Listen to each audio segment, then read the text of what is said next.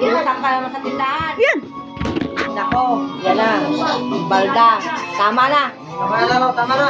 Mababalda lang. Tama na. Di mo. Ulo na mababasag dito. Ano ginagawa lang?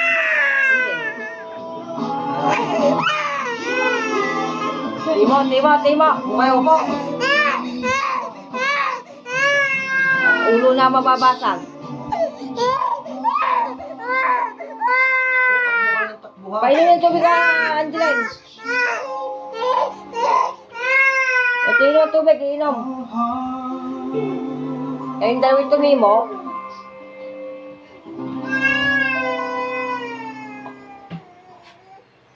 Painom eh.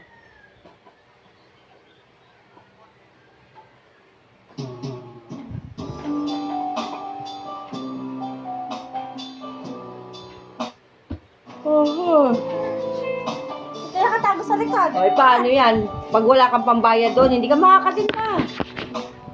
Paano gagawin mo ngayon?